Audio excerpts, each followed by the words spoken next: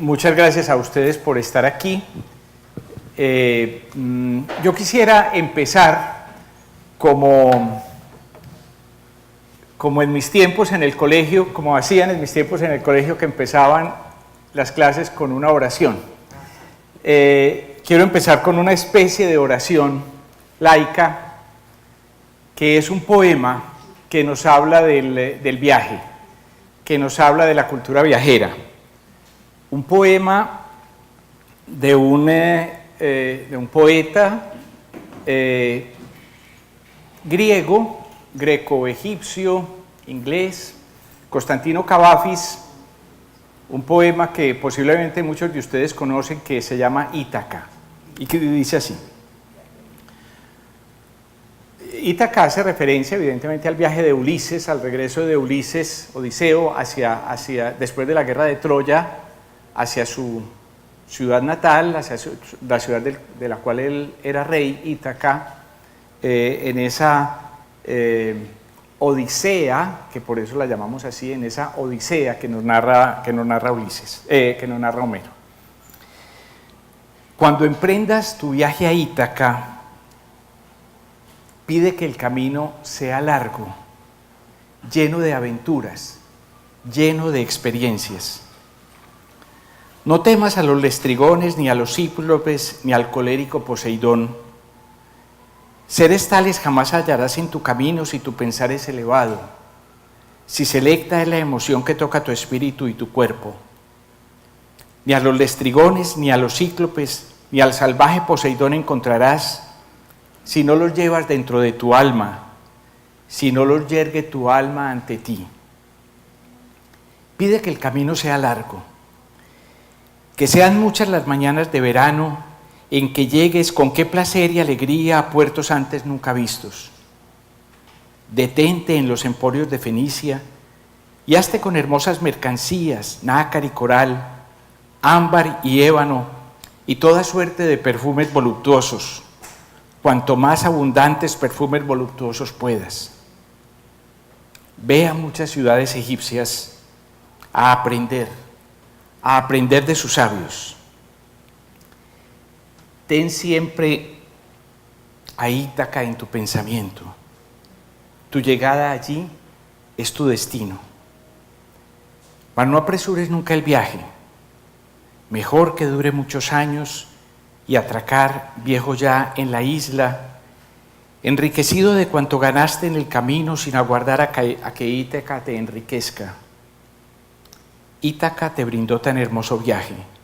Sin ella no habrías emprendido el camino, pero no tiene ya nada que darte. Aunque la halles pobre, Ítaca no te ha engañado. Así, sabio como te has vuelto, con tanta experiencia, entenderás ya qué significan las Ítacas.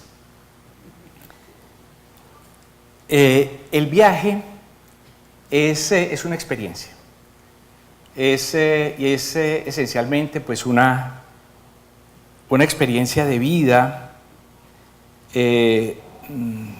una experiencia sobre la que siempre es necesario pensar, siempre es necesario reflexionar. Hay una novela de un escritor alemán que es Novalis, y en la novela de Novalis a una persona le preguntan, al protagonista le preguntan, ¿a dónde os dirigís? Y él responde, siempre hacia casa, siempre hacia casa. Salimos de viaje siempre para ir a la casa. Todo viaje hacia afuera es siempre un viaje hacia adentro. Siempre que nos vamos para regresar. Con una cosa que es absolutamente incuestionable, creo yo. Junto al Centro Cultural de la Facultad de Artes, en Carlos R. Estrepo, donde era el antiguo Museo de Arte Moderno, alguien puso un cartelito, está pegado, supongo que todavía estará pegado, está pegado de un poste, un cartelito que dice el que viaja nunca regresa. y de ese debajo siempre vuelve otro, siempre vuelve otro. El viaje es eso. El viaje tiene esa cosa absolutamente emocionante, absolutamente transformadora. Cuando pensamos en esta charla, la doctora Lavive pensó en ese título de cultura viajera, y yo debo decir que la primera vez que ella me la mencionó a mí no me sonó, y enseguida me di cuenta que sí, que era efectivamente la idea central de esto que podemos decir aquí. Y es que en el viaje se crea cultura. La experiencia del viaje es esencialmente una experiencia cultural y una experiencia también artística. Ahora me detendré un poco en eso dentro de la universidad y dentro de la experiencia que yo puedo haber tenido en estas épocas, en estos años. Viajar es enfrentarse a una cosa distinta, es enfrentarse siempre a algo nuevo, a algo que nos desacomoda, a algo que nos desubica, si quieren ustedes. Hay un escritor italiano que yo les recomiendo, si en algún momento se lo encuentran, es fácil encontrar sus libros en internet, es fácil bajarlos gratuitamente en internet. El escritor se llama Claudio Magris, y en concreto hay un libro que es particularmente impactante que se llama Infinito Viajar. Magris nació, si no estoy mal, en 1939, me parece, en la ciudad de Trieste, es decir, está llegando a los 80 años, y ha escrito a lo largo de su vida muchísimos libros sobre viajes. Es uno de sus eternos candidatos al Premio Nobel de Literatura. Ojalá algún día se lo den, y lo que escribe son crónicas de viaje. Voy a leer simplemente un parrafito muy corto del prólogo de El Infinito Viajar de Claudio Magris.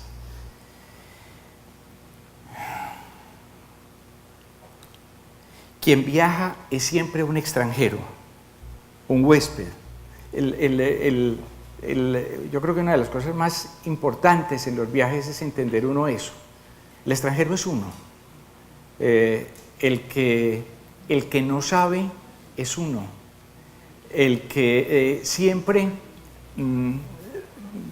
recordamos muchas veces a los paisas viajando, que en todas partes quieren encontrar frijoles con chicharrón, pensando que eso es lo único que se puede comer en el mundo, y no entendiendo que los extranjeros son ellos, y que los que saben qué hay que comer y cómo se debe vivir en ese país, en esa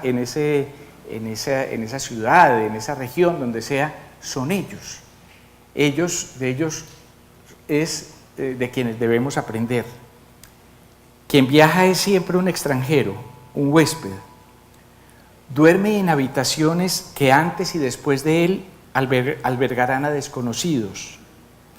No posee la almohada en la que apoya la cabeza ni el techo que le resguarda. Y así comprende que nunca se puede poseer verdaderamente una casa, un espacio recortado en el infinito del universo, sino tan solo detenerse en ella por una noche o durante toda la vida con respeto y gratitud. No por azar, el viaje es ante todo un regreso y nos enseña a habitar más libre y poéticamente en nuestra propia casa. Y nos enseña que la vida es eso, que la vida también es un viaje donde, como sabemos, estamos de paso y como sabemos, estamos para tener una experiencia vital, porque la vida es para eso. La vida no es simplemente para envejecer y morirse, la vida es fundamentalmente para tener esa experiencia. ¿Yo por qué estoy aquí? Pues primero, porque egresé de la universidad. Al cabo de 1500 cosas, egresé de la universidad. Fue lo último que hice, pues hace ya muchos años. hice el doctorado en filosofía, entonces soy egresado de la universidad. Pero antes había pues estudiado en Bogotá, como decía la doctora Lavive, filosofía y literatura, y después de eso tuve la fortuna, un regalo de la vida que no tengo cómo agradecer, la fortuna de haberme ganado una beca del gobierno italiano y haberme podido ir para Italia, haberme podido ir durante 4 años largos a estudiar historia del arte a Italia. Y en esa época tuve otra fortuna, que fue vivir a lo largo de esos 4 años en una casa de caridad. ¿Por qué llegué a vivir en una casa de caridad? Eso es otra historia que no vale la pena que entremos en este momento. Lo que quiero decir es que a mí me quedaba la plata de la beca para viajar, y viajé mucho. Tuve la fortuna de tener un amigo que todavía me acompaña en los viajes que hacemos en la facultad, que es profesor de la Universidad del Valle, y estudiábamos juntos en Italia, en Bolonia, y viajábamos todo lo que podíamos. Y además teníamos eso, yo tenía pues por lo menos esa plata de la beca para viajar. De mi casa no me hubieran podido mandar plata pues para que yo pudiera viajar, evidentemente, y viajamos todo lo posible y casi que lo imposible, sabiendo que esa seguramente era la posibilidad que uno tenía de conocer esos países. Viajes muchas veces extenuantes, pero cuando uno tiene 25 años, pues evidentemente el agotamiento llega más tarde que lo que llega cuando tiene 67. Pero tal vez eso también nos sirvió de práctica pues para ahora. Yo regresé a Colombia en el año 81, pues terminé mis estudios y regresé en el año 81, y a pesar de que siempre, pues de que había estudiado, de que había hecho la carrera, había hecho el bachillerato aquí, pero la carrera la había hecho en Bogotá, y por supuesto tenía a todos mis compañeros de universidad, además, que todos sabemos que los compañeros de universidad son los que le ayudan a uno a conseguir trabajo, evidentemente. Yo dije, no, yo me quiero ir para Medellín. Tenía amigos de la Javeriana, como Jorge Antonio Mejía, que es el actual director del Instituto de Filosofía, que fuimos compañeros allá, que trabajaba allá en la de Antioquia, y entonces dije, no, yo me voy a ir a hacer el ensayo, a ver si logro trabajar en Medellín. Vine a la de Antioquia y me dijeron que no, que aquí no había trabajo para mí, que aquí no había nada que yo pudiera hacer, y finalmente, pues dando clasecitas por ahí, finalmente me vinculé a la Bolivariana y estuve como 1 año y medio en la Bolivariana, hasta que de la Facultad de Artes, la decana, que en ese momento era la doctora Beatriz Restrepo Gallego, pues entonces me llamó un día y me invitó a que me viniera para la universidad. Siempre digo que eso fue una bendición, porque yo creo que sí, a mí me hubiera tocado presentarme por la convocatoria pública de méritos, como de ahora nunca me habían recibido. Entonces entré a trabajar en la universidad desde el año 83, y me jubilé en el año 2015, pero seguí aquí. Porque sigo manejando la maestría en Historia del Arte con una vinculación por cátedra y trabajo en el grupo de investigación y demás.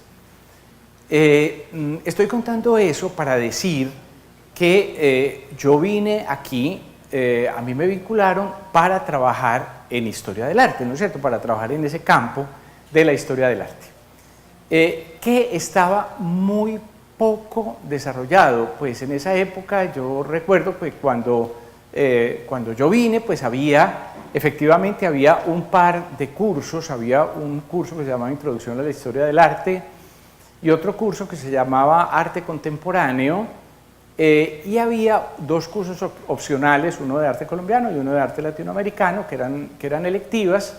Eso era todo lo que había, eran cursos de 2 horas semanales, era una cosa muy pequeña, prácticamente no había nada, pero evidentemente el hecho de que me hubieran vinculado a mí significaba pues yo no quiero decir que eso es mérito mío, eso es mérito de la facultad y de la gente, de toda la gente pues que hay en la facultad, pero bueno, arrancamos ahí y vamos en doctorado, y eso pues evidentemente significa que se han hecho muchas cosas. En ese tiempo, yo no sabría exactamente en qué año 85 o alguna cosa así por el estilo, unas profesoras, unas ex profesoras de AFID, a quienes yo había conocido de manera pues un poco circunstancial, me llamaron y me dijeron, vamos a fundar una academia de educación no formal que se va a llamar Yurupari. Entonces, pues queremos saber si nos quieres ayudar, si dictarías unas clases por la noche. Bueno, y yo empecé desde ese momento a trabajar en Yurupari. Digo, debió ser por allá en 85, alguna cosa así por el estilo, dictando unas clases de historia del arte por la noche. Y en el curso de esas clases, de pronto una vez alguien dijo, ¿por qué no hacemos un viaje? ¿Qué tan bueno? ¿Por qué no organizamos un viaje? Organicemos un viaje. Y entonces en el 88 organizamos un viaje. No les tengo que decir que nos fue como a los perros en misa, una cosa muy complicada, llamar de cualquier parte, llamar de Atenas a Medellín, pues era una cosa apoteósica, era una obra de romanos. Pues no existía internet, no había celulares, no había nada de ese tipo de cosas, no había WhatsApp, no había nada de ese tipo de cosas. Comunicarse era la cosa más complicada del mundo, y entonces eso simplemente uno se iba supuestamente con las cosas organizadas, pero cada vez que llegábamos a una ciudad, pues la cosa no estaba organizada, una cosa, un desastre, una cosa muy complicada. Y entonces al final de eso, que yo consideré en ese momento que era lo más difícil que me había tocado hacer en la vida, dije, bueno, listo, ya pues la vida me dio la gracia de regresar una vez más, volver a ver a mis amigos de Bolonia, volver a poder estar unos días allá y demás. Pero bueno, ya cerré ese capítulo de la vida, ya esto no vuelve a pasar.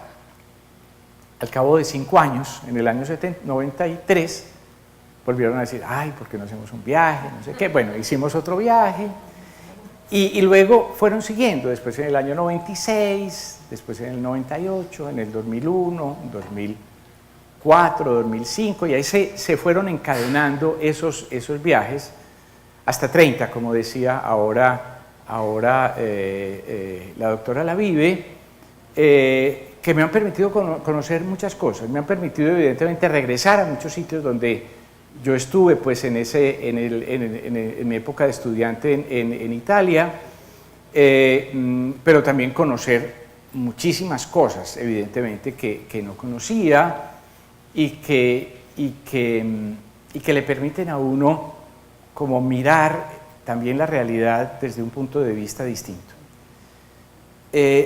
Hoy, lo estábamos oyendo ahora que veníamos en el camino, hoy se celebra la muerte de San Agustín, en el año 400 no sé qué, un día como hoy murió San Agustín. San Agustín tiene por allá en alguna parte una frase que dice, si el mundo es como un libro, quien no viaja, si el mundo es como un libro, quien no viaja solo lee una página. Y ese hecho de poder leer muchas páginas, de poder conocer muchas cosas, yo creo que necesariamente lo enriquece a uno mucho. Desde ese momento, quiero decir, yo no sabría pues señalar una fecha, pero desde el 2005, alguna cosa así por el estilo, la administración de la facultad, bueno, debo reconocer una cosa, pues en esos viajes la universidad siempre me ayudó dándome el permiso para ir. Nunca pedía apoyos económicos de la universidad, sería pues ya el colmo, pero siempre me dieron el permiso, siempre me dieron la posibilidad de hacer esos viajes, porque la facultad siempre entendió y la universidad siempre entendió que eso era beneficioso, digamos, para los programas y demás. Ya en esa época, cuando hablo del 2005, en esa época habíamos arrancado con la maestría en Historia del Arte, la creamos en el año 98, empezamos a tener estudiantes en el año 2001, y desde el principio, en el primer documento que hicimos, una de las cosas que aparecía, una de las cosas que constaba en ese documento era que los viajes eran muy importantes, que la posibilidad de hacer un viaje era muy importante para cualquier persona que se interese por esa vaina que es la historia del arte. La historia del arte en la Universidad de Antioquia es esencialmente historia de las artes visuales, es decir, historia de la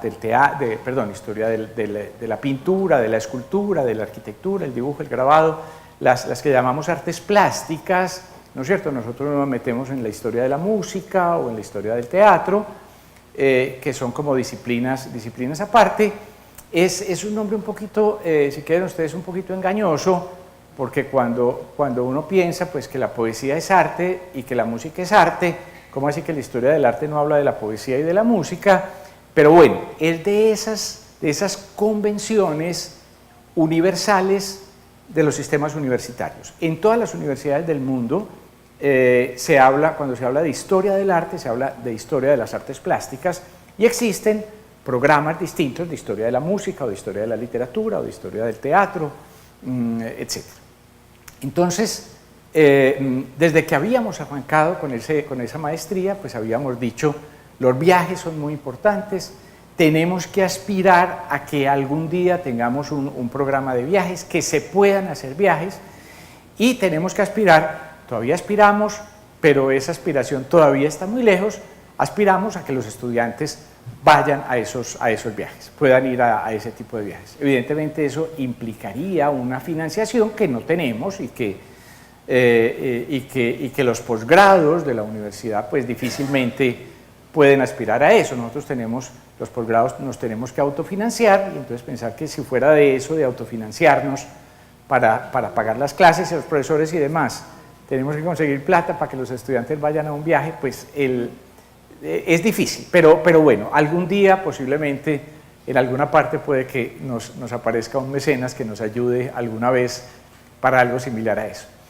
Entonces, desde los años 2005, 2006, alguna cosa así por el estilo, la facultad empezó con la historia de ¿por qué no hacemos nosotros viajes? Vos vas a todos esos viajes de Yurupari, te apoyamos siempre en los viajes de Yurupari, ¿por qué no hacemos esos viajes en la facultad?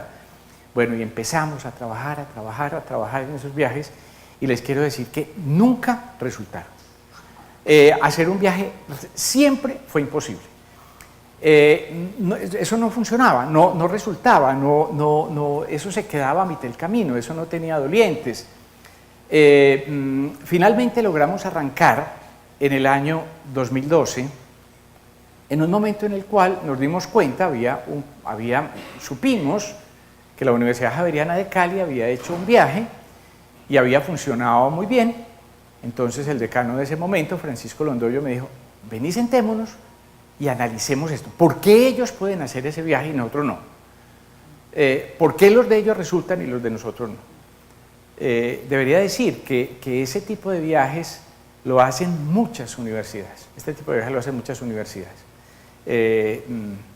Claro, yo sé que estamos hablando de una situación distinta, pero la Universidad de los Andes, el programa de artes de los Andes lo ha hecho regularmente hace años, un programa que ellos llaman In Situ, pero la Universidad Nacional, que es mucho más parecida a nosotros, o nosotros más parecidos a ellos, también lo hizo durante años, y hacían grupos enormes, grupos muy grandes en ese tipo de viajes.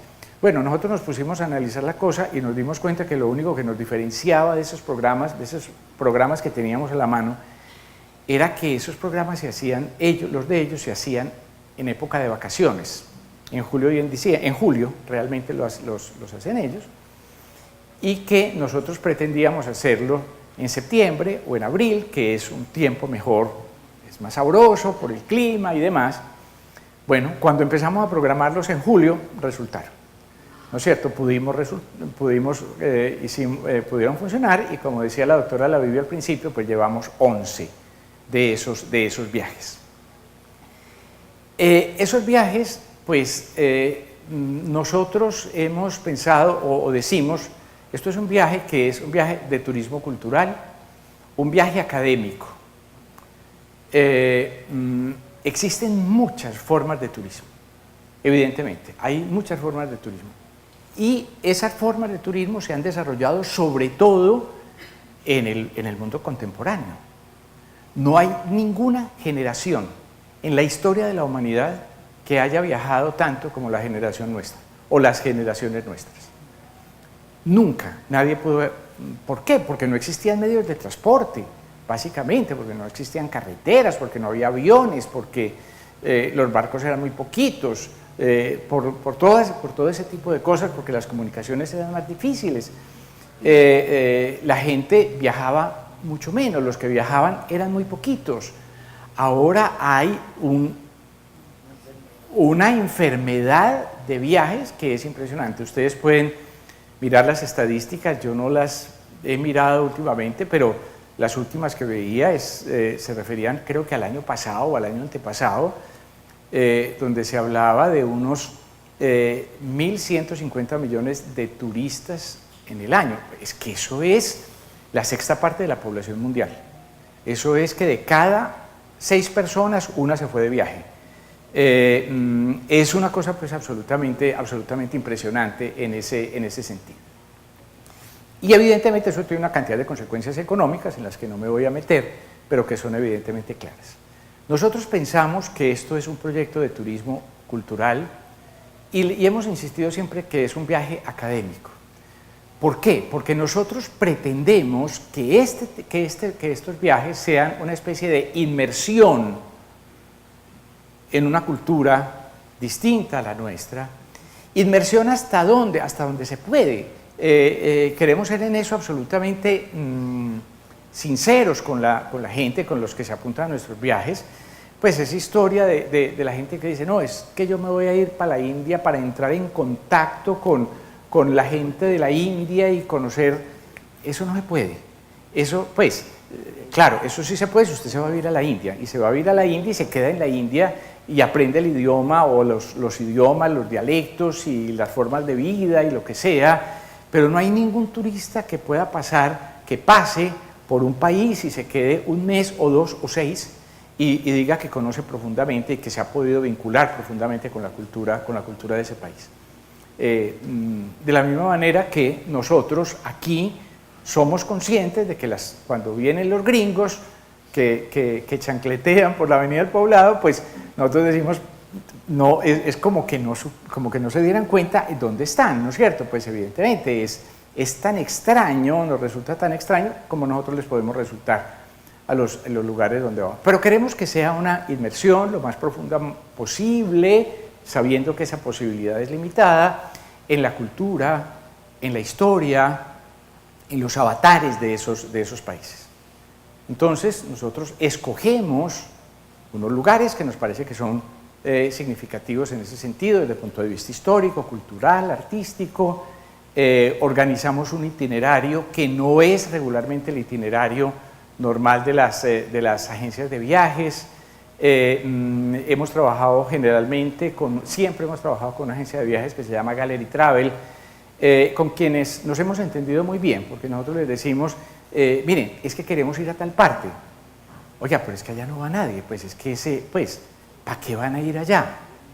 Pues vamos a ir allá porque ese lugar es importante por este y este tipo de cosas, y generalmente pues hay algunas oportunidades que la agencia nos dice o el operador. Eso es toda una pirámide de cosas, porque la agencia aquí es apenas una intermediaria del operador de allá, que evidentemente es el que negocia con los hoteles y con los restaurantes y lo que sea, y es finalmente el operador el que dice, sí, allá se puede ir, o saben que allá no se puede ir, pues, y no se puede ir porque aunque ustedes lo vean en el mapa muy cerquita, las carreteras están destrozadas y entonces es imposible ir. Pero bueno, organizamos un itinerario que sea lo más, digamos, denso posible desde el punto de vista de esa inmersión cultural. Por eso decimos que es un viaje académico, porque creemos que es meterse de cabezas en ese asunto. Los viajes son intensos, no son viajes de recreo, debería decirlo, son viajes de placer, por supuesto, porque cualquier viaje es un placer. Todo viaje es un placer, pero no es un viaje donde salgamos a las 12 del día, porque para uno quedarse pues durmiendo en la mañana después de una noche de farra. Si se va a meter la noche de farra, pues métase o lo que sea, pero sepa que al otro día se tiene que quedar y que nosotros nos vamos, ¿no es cierto? Pues que nosotros vamos a hacer que no nos vamos a quedar esperándolo. Cada uno evidentemente pues es libre de funcionar como quiera en ese sentido. Preparamos entonces un itinerario y hacemos un proceso de preparación de ese viaje, unas charlas, un curso, etc. Nos dedicamos a buscar libros, documentos, películas, etcétera, que le mandamos a la gente a través del correo para que la gente se vaya preparando en la medida de lo que quiera. Y luego, en el curso del viaje, pues entonces, en general, 1 o 2 profesores de la maestría entonces acompaña el viaje y no es guía del grupo. No es guía del grupo porque la guianza es, entre nosotros no existe, no se ha profesionalizado la guianza turística, digamos, pero en casi todo el mundo sí. Entonces, para usted llegar a la Acrópolis de Atenas y hacer una explicación, tiene que ser guía oficial, y ellos tienen su escarapela, y si uno se pone a hablar, entonces pues lo sacan y lo que sea. No es que uno no pueda hablar nunca, nosotros los profesores no podamos hablar, los acompañantes no podamos hablar nunca en un lugar, pero siempre digamos como al amparo del guía, siempre porque el guía le dice a uno, usted quiere decir algo más, quiere decir alguna cosa adicional, pero en general es él el que hace las explicaciones, y las explicaciones nuestras pues son básicamente en el bus, en reuniones que hacemos, etcétera, pero procuramos que haya siempre pues un acompañamiento lo más estrecho posible a eso. Quisiera decir que, a ver, vamos a ver, sí. ¿Será que sí es esto o estará que estoy haciendo el que no es?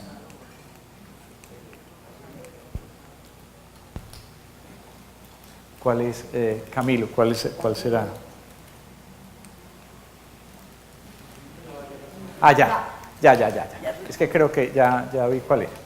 Bueno, hemos procurado en este asunto. Yo quiero decir una cosa sobre esto, y es que también desde el punto de vista, digamos, académico, esto es importante para nosotros. Esto es un programa de extensión de la maestría en Historia del Arte, ¿no es cierto? Los viajes académicos son un programa de extensión, nosotros entendemos esto como un programa de extensión, nosotros, pues, digamos, nuestros estudiantes los atormentamos a lo largo de la maestría, haciéndolos estudiar, aproximarse a la historia del arte en una dimensión pues estrictamente pues, de clases, de seminarios, de lecturas, de ensayos, de investigaciones, etc. Este programa nosotros pensamos que está dirigido a todas las personas, y que todas las personas, cualquier persona con un mínimo interés cultural, pues tiene posibilidad pues, de vincularse a este tipo de programas. Por eso lo hemos planteado con frecuencia a través de Alma Mater, ¿no es cierto? Lo que nos encontramos, lo que aparece aquí, lo que voy a presentar primero, son una serie de publicaciones que hemos venido haciendo cada vez desde hace unos años, pues Alma Mater nos abrió sus puertas, y entonces cada vez que vamos a hacer un viaje, entonces nos publican pues el texto que planteamos, y los voy a ir intercalando con itinerarios, ¿no es cierto? Este es un itinerario que hemos hecho ya en 4 oportunidades. Egipto milenario lo mezclamos después con Jordania, hacemos Egipto y Jordania. Luego Turquía, lo hemos hecho en 2 oportunidades. Luego, bueno, Egipto siempre es un lugar pues absolutamente fantástico, es un destino pues absolutamente maravilloso. Estamos en hora de volver a pensar en un viaje a Egipto, pero queremos esperar un poquito, porque en el Cairo se está terminando hace años el nuevo Museo del Cairo. Digo hace años, es que pues ese primer viaje que hicimos a Egipto fue en el año 2013, y en ese momento pues estaban en la construcción del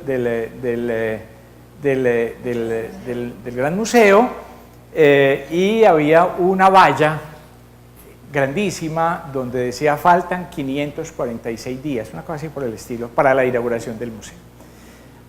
Algunos años después que yo volví, le dije al guía, ¿qué pasó con la...?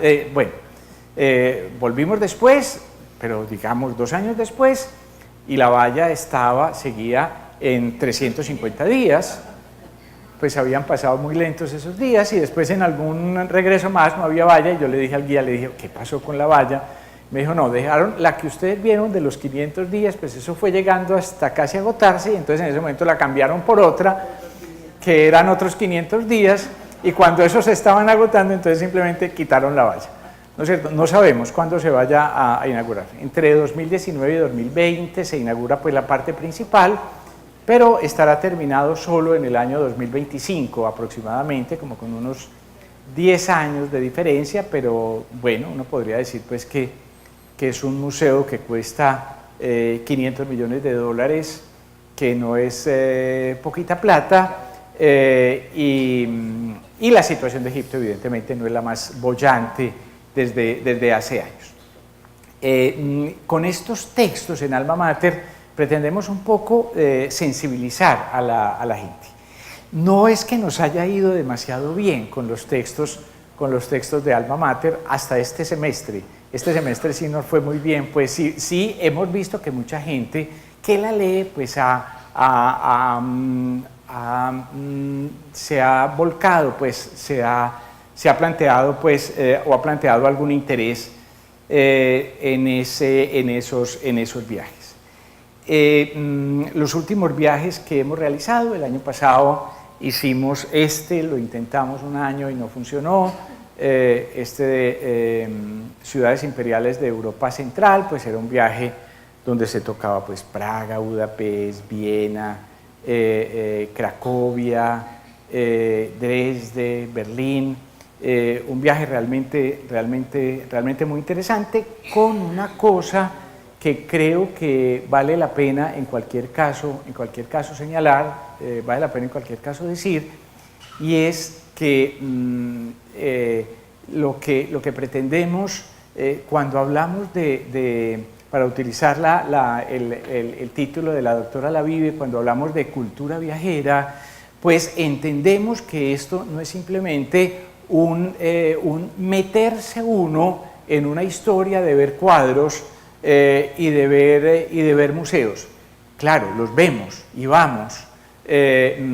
Los museos, mucha gente piensa que los museos son horribles. Los museos son pesados, evidentemente, los museos son pesados. Pues nadie se aguanta demasiadas horas en un museo. Los museos tienen que estar dosificados y lo que sea, pero hay una cosa que ofrece el museo que es absolutamente no solo indescriptible, sino que también es, creo yo, absolutamente indiscutible, y que es lo mismo que ocurre cuando conocemos una persona y cuando con esa persona hay química, ¿no es cierto? Cuando se produce una relación con esa persona. El encuentro con la persona no lo reemplaza nada. Pues no lo reemplaza el internet ni el correo electrónico,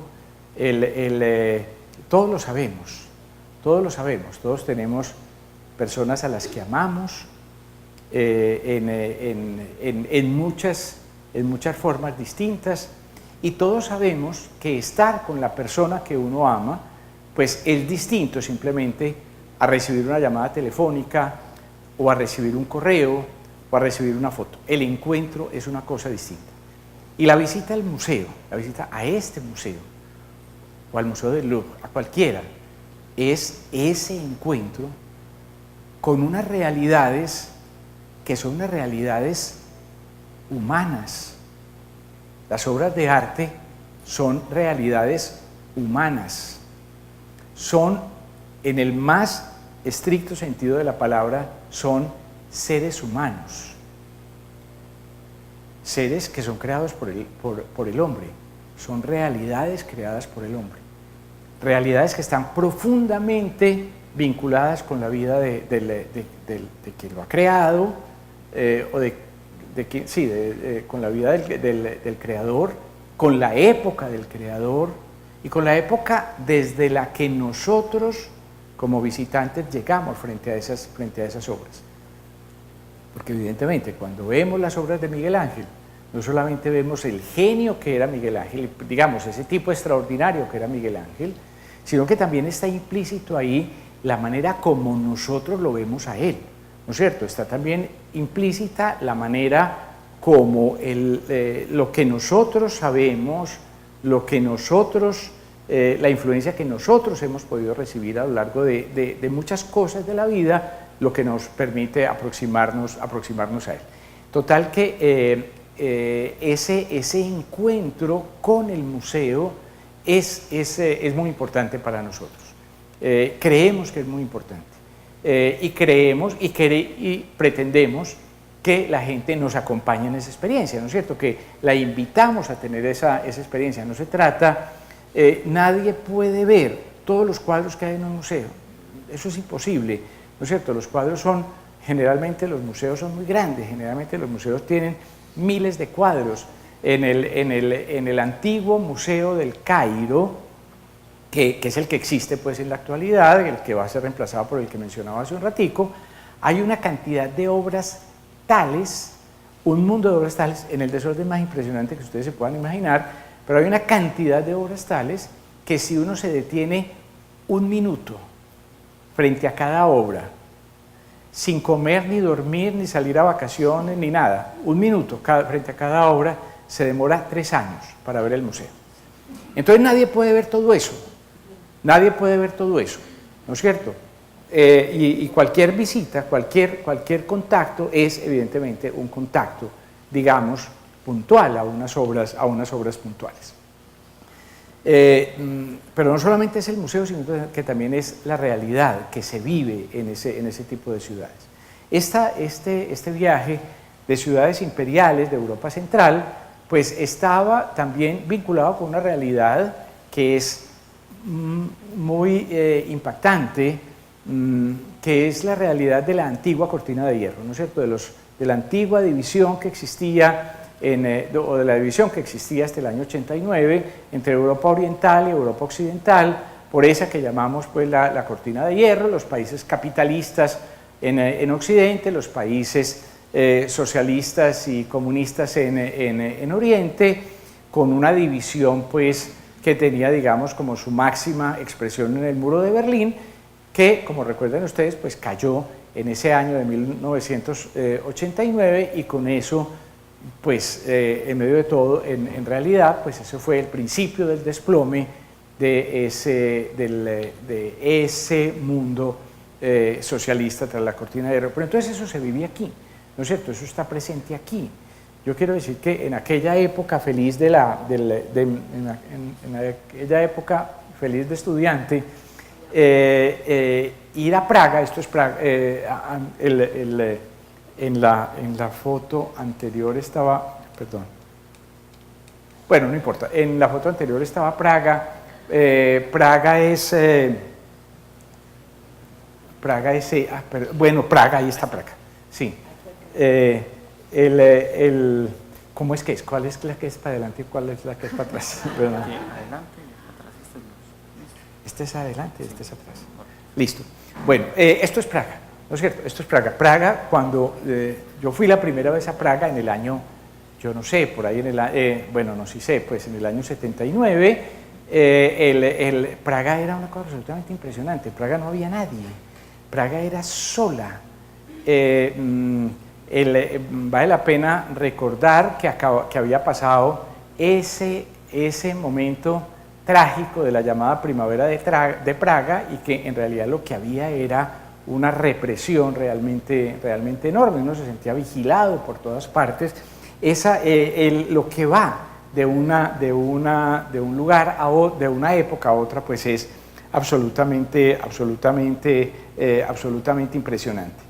Entonces creemos que no es solamente arte, es cultura, es historia, es por supuesto geografía y es paisajes, porque los paisajes son también evidentemente una construcción humana de alguna manera. En diciembre del año pasado fue este viaje a Portugal y Marruecos. Esto fue lo que publicamos en Alma Mater. No se hizo, lo deberíamos haber hecho en julio de este año.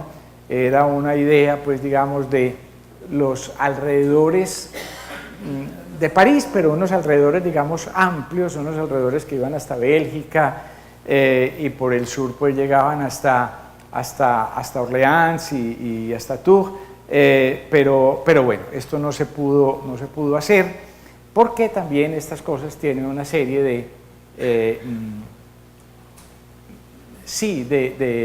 de intangibles y de imprevisibles. Yo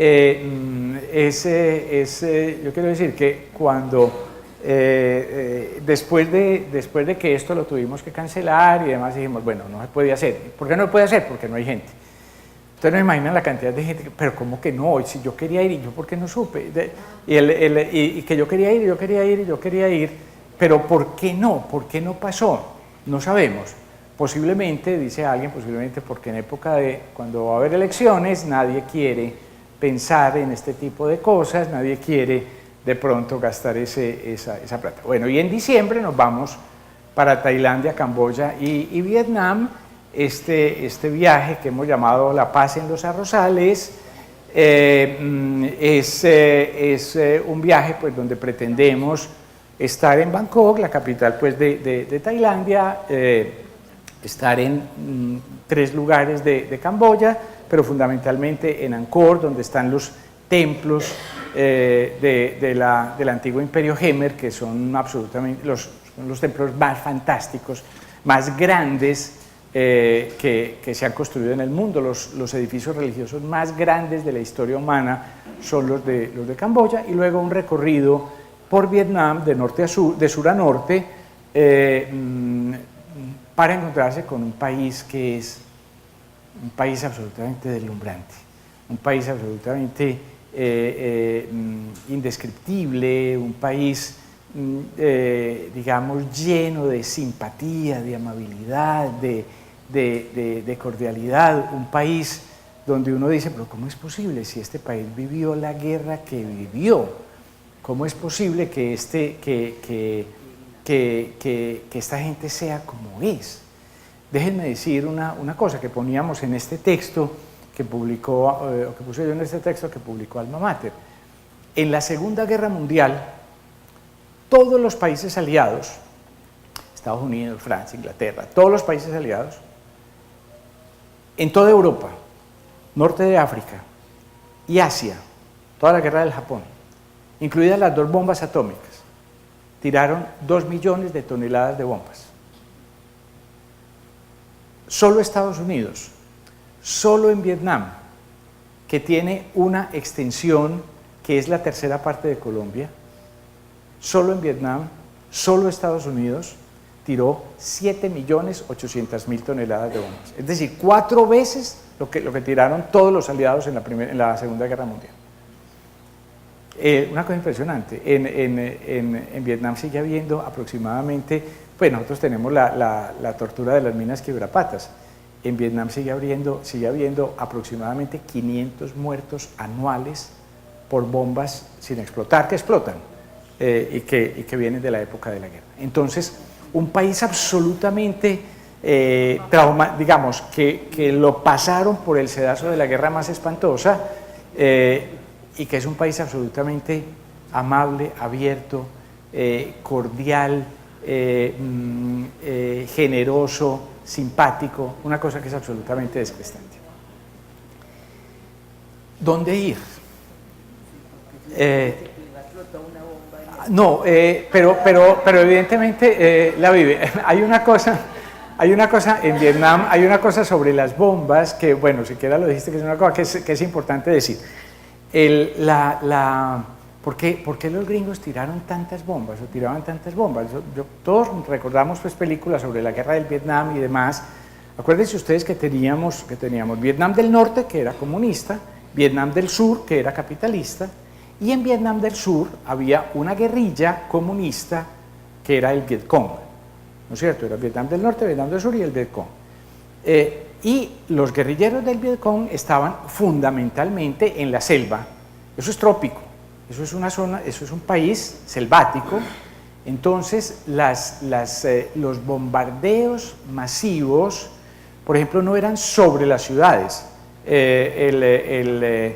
Algunas veces sí bombardearon a Hanoi y demás. Hubo bombardeos absolutamente injustificados, un bombardeo norteamericano absolutamente injustificado sobre la ciudad imperial de Hue, sobre la antigua capital imperial.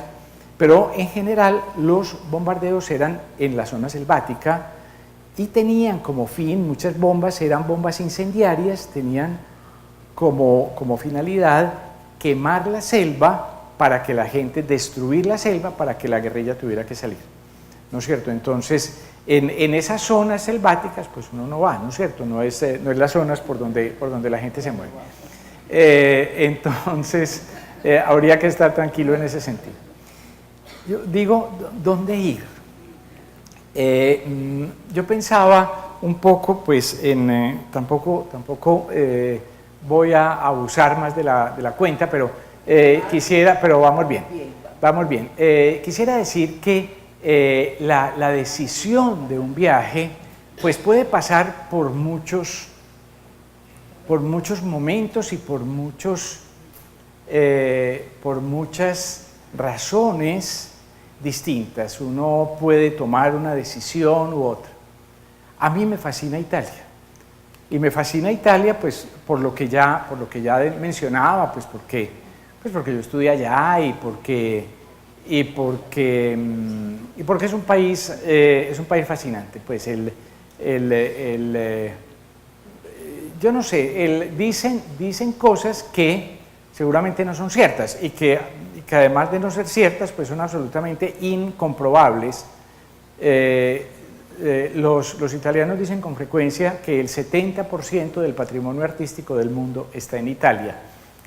¿Cómo contar eso? Eso me parece que no es posible contarlo, eso nadie lo sabe, pero evidentemente es un país lleno de cultura y lleno de arte, lleno de obras absolutamente extraordinarias. Todos tenemos pues en la cabeza el Renacimiento y Miguel Ángel, pero tenemos también en la época romana y después del Renacimiento tenemos pues la época del Barroco y el esplendor de Roma y todo ese tipo de cosas. Entonces uno puede tomar elecciones como esas y yo pongo aquí unas cuantas fotos de Florencia, porque Florencia es una ciudad absolutamente excepcional, una ciudad que decimos pues es la cuna del Renacimiento, que es que debemos decir por lo demás, pues es la manifestación artística de la aparición del mundo moderno después de la época de la Edad Media, después del periodo de la Edad Media. El esplendor del mundo moderno, la aparición en buena medida, pues no solamente la aparición del arte, sino también la aparición de muchas ideas que van a conducir al desarrollo de la ciencia moderna, pues se dan aquí o alrededor de estos lugares. Vale la pena recordar que cerquitica de Florencia está Pisa, y que en Pisa era donde enseñaba Galileo y donde Galileo hacía sus experimentos y demás. Total que estamos en ese contexto del mundo moderno y de la aparición de la ciencia moderna y demás, que es un contexto pues absolutamente rico desde todo punto de vista. Y uno puede siempre escoger caminos distintos. Yo simplemente pongo estas imágenes de una cosa que recuerdo mucho, que es la posibilidad de caminar desde ese puente que veíamos ahora, que es el Puente Viejo, el llamado Puente Viejo, que en realidad sí es el más viejo de los puentes que hay que hay en Florencia, un puente de época medieval. En este caso la historia de Puente Viejo sí funciona porque es el más viejo. En París hay un puente que se llama el Puente Nuevo, y resulta que el Puente Nuevo de París es el más viejo de París, pero bueno, este Puente Viejo sí es el más viejo, un puente muy curioso, porque es un puente pues con las construcciones encima, que en este momento pues son en realidad joyerías turísticas pues esencialmente, y hay un elemento además que es importante en este puente, o que puede ser importante en este puente, que es esta parte superior que ustedes ven aquí. A este ladito, por aquí, pues no aparece en la foto, ahora en fotos posteriores les señalaré de qué estoy hablando. Hay un palacio que es actualmente la Galería de los Oficios, que es uno de los museos más importantes del mundo, y el llamado Palacio Viejo, que es el palacio de la administración, de gobierno pues, de la ciudad. Y al otro lado, más allá, mucho más allá, bastante más allá, hay otro palacio, que era el palacio, digamos, de residencia de los grandes duques de Toscana. Florencia nunca tuvo rey, nunca hubo un rey de Toscana o un rey de Florencia. Eso fue hasta el siglo XVI, fue una república manejada, pues digamos, como no por la nobleza, fue una república, como se dice, plutocrática, fue una república manejada por los ricos, pero en el siglo XVI, por razones que tienen que ver pues, con las relaciones entre la Iglesia, el Papa y el Imperio, el Sacro Imperio Romano Germánico. El Sacro Imperio Romano Germánico era Carlos V, emperador de Alemania, Carlos I de España y V de Alemania, y el Papa era un señor que se llamaba Clemente VII, que antes de ser Papa se llamaba Julio de Médicis, y ese nombre de Médicis pues le sonará a ustedes, que es el nombre de Florencia y demás. En todo caso, ahí hay una historia pues, que es el saqueo de Roma por parte de el ataque del emperador católico contra el Papa, pero finalmente esa pelea la solucionan coronando el Papa, corona emperador a Carlos V, y Carlos V reconoce a los descendientes de los Médicis como duques de Toscana. No son reyes, pero es una forma de nobleza, es una forma de, así como decimos que el príncipe de Mónaco, pues es el rey de Mónaco, ¿no es cierto? En último término, era lo mismo. Pero en todo caso, lo que quería decir es que para allá quedaba el palacio de residencia, entonces sobre el puente pues existía un pasadizo, una galería, digamos, a través de la cual el duque pasaba desde su palacio de residencia hasta el palacio de gobierno. Es un recorrido largo, creo que eso es como 1,5 kilómetros, una cosa así por el estilo, pero iba protegido, evidentemente, para prevenir atentados o cosas por el estilo. Entonces digo, uno puede, en Florencia, puede buscar inclusive caminos distintos, senderos distintos, estos son parte de las antiguas murallas, y subir hacia las colinas para ver esto, para tener una de las vistas más espectaculares que uno pueda ver. El Puente Viejo es eso que llamábamos, ese corredor que se llama el corredor basariano, ese corredor es el palacio donde está, el edificio donde está la Galería de los Oficios es esta, y aquí hay una plaza, esto es continuo, aquí hay una plaza y esta es la torre del Palacio Viejo. Por aquí al final, ahora lo veremos mejor, por aquí al final queda la catedral. Pero entonces uno, insisto, pues uno se puede ir hacia allá, puede ir a tener unas experiencias distintas, esto es siempre una cosa excepcional, hasta llegar a lo que se llama la plazuela, el piazzale Miguel Ángel, porque, porque es en honor a Miguel Ángel, y ahí pusieron una reproducción, esto no es obra, es una reproducción en bronce del David, esto no lo hizo Miguel Ángel, eso lo hicieron lo hicieron el siglo pasado o el siglo antepasado para ponerlo allí, pero la vista es absolutamente maravillosa y lo que tenemos en última instancia pues es esa vista de la catedral. Esta es la catedral que se llama de Santa María de la Flor, de Santa María del Fiore. La catedral de Florencia es, digamos, una de las una obra que por dentro es como del siglo XIV, siglo XIII-XIV, pero en el exterior, especialmente en lo que tiene que ver con esta cúpula, pues es una de las manifestaciones más altas de la cultura del Renacimiento. Esa cúpula es obra de un señor que se llamaba Filippo Brunelleschi. Brunelleschi es el arquitecto que arranca el Renacimiento, y que hay una cosa, lo estoy mencionando simplemente para decir esto. Estamos hablando por ahí de 1430, cuando se hace esta cúpula, se demoran muchos años pues haciéndola. Cuando Brunelleschi empieza a hacer esta cúpula, nadie sabe cómo se hace una cúpula. Los romanos hacían, pero a los romanos los acabaron los bárbaros, y la arquitectura dejó de hacer eso, y ya nadie sabe cómo se hace eso. Ya ni siquiera es posible, pues en la Edad Media, pues entonces se hacían unos andamios para hacer los arcos de las catedrales góticas, pero ya tampoco en la región existe manera de conseguir madera para hacer ese tipo de andamios. ¿Cuál es la solución de Brunelleschi? La solución de Brunelleschi es inventarse el sistema para hacerlo. Inventarse el sistema para hacerlo. Es un proceso técnico complicado, pero en realidad son dos cúpulas. Cúpula es esta forma, digamos que en principio debía ser semiesférica, digamos como de media naranja, pero que evidentemente esta forma en punta pues le sirve para que se apoye mejor. Brunelleschi se inventa la manera de construir dos cúpulas una dentro de otra al mismo tiempo, y al irlas construyendo va amarrando la una de la otra. Esto se hace sin andamios, es una cosa que se hace sin andamios. ¿De qué estoy hablando? Del comienzo del mundo moderno.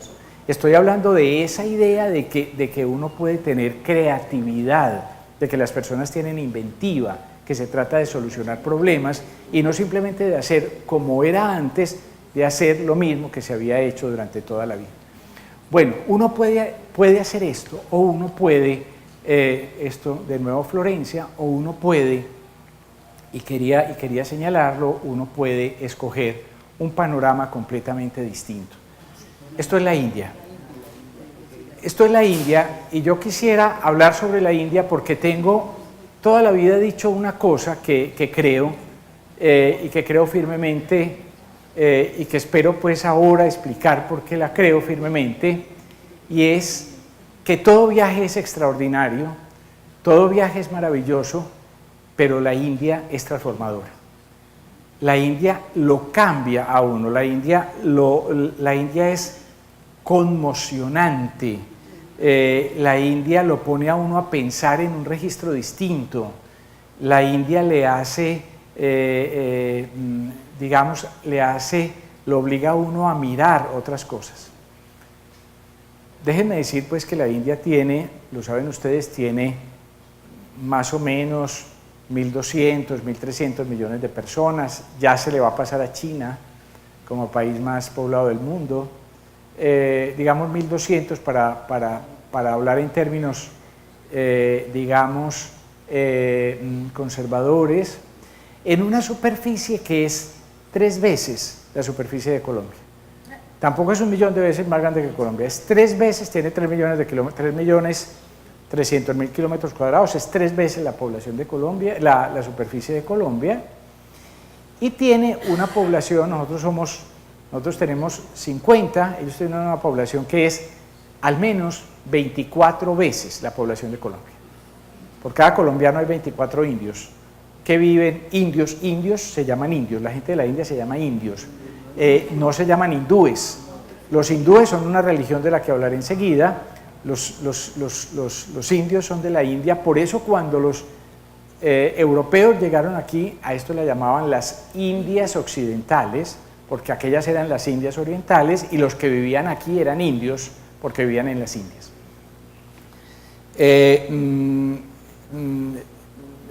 insisto, pues por cada colombiano hay 24 indios que viven en un país que tiene una de las mayores economías del mundo, pero con tanta gente, evidentemente, pues las cuentas son distintas a las que pueden existir en Luxemburgo o en Dubái, y entonces existe una gran pobreza, evidentemente, una gran pobreza que es otra cosa distinta a la gran pobreza que existe entre nosotros y que se vive de una manera distinta. Y se vive de una manera distinta por motivos filosóficos y por motivos religiosos, ancestrales. Cuando digo ancestrales es que los textos de los cuales proceden las ideas religiosas de la India, los textos más antiguos, los Vedas, pueden ser del año 1500 antes de Cristo, es decir, son textos mucho más antiguos que la Sagrada Escritura, y por supuesto mucho más antiguos que los textos de Buda o demás. Unos textos antiquísimos donde hay una serie de ideas que son las que lo hacen, digamos, a uno empezar a enrollar el hilo también de una manera distinta, y le hace empezar a comprender que eso es una cultura distinta, que eso es una manera de pensar distinta. Yo no pretendo, cuando digo que la India lo cambia a uno, yo no pretendo decir que cuando uno se va para la India se vuelve budista o se vuelve hinduista o cree en ese tipo de cosas, pero sí empieza a ver que hay otras maneras de entender la realidad. ¿No es cierto? Que no es tan radicalmente distinto a lo nuestro que uno necesariamente, eso se le impone necesariamente eso como una alternativa, digamos, que está ahí, que es absolutamente real. Decía ahora la pobreza en la India es mucha, pero se vive muy distinto. Y si ustedes quieren, si lo analizamos desde nuestra perspectiva, pues podríamos entonces decir, claro, ¿no? Es que los tienen, eso sí, ahí está más, los tienen oprimidos, y ahí sí que es bien claro pues que la religión es el opio del pueblo y es la manera de mantenerlos subyugados y los demás. Un indio, ni un rico ni un pobre, cree que tenga todo ganado, digamos, de alguna manera, o todo perdido.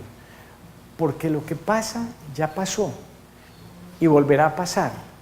Esto es un eterno retorno. Todo nace y todo muere y todo cambia y todo regresa. Este que vivimos es solamente un momento que va a pasar y vamos a pasar inclusive a otra vida, vamos a reencarnar en otra realidad. Yo no creo en la reencarnación, pero bueno, pero ellos sí vamos a reencarnar en otra realidad que es para la que uno tiene que preparar. Como viva yo, mi riqueza o mi pobreza, mi sabiduría o mi ignorancia, como la viva, de eso depende lo que voy a tener después y lo que voy a poder vivir después. Nada es impune, nada queda impune. Todo se paga, y todo se paga consigo mismo. Pues la maldad que yo le hago a los demás, soy yo el que la pago en mi reencarnación. Eso es el karma, pero el karma no es solo negativo, el karma es también positivo. El bien que yo hago, la bondad de mi vida, es también el karma con el que me presento para la próxima reencarnación, ¿no es cierto? Hasta que en ese ciclo de sucesivas de encarnaciones llega un momento, el momento pues digamos de la perfección, en la cual la persona se disuelve en el infinito, se disuelve en lo absoluto, se disuelve en el Brahman, que es digamos como el espíritu del universo. Esto corresponde a una ciudad, a la ciudad más sagrada de la India, que es Ganges, que es Varanasi o Benares. Hay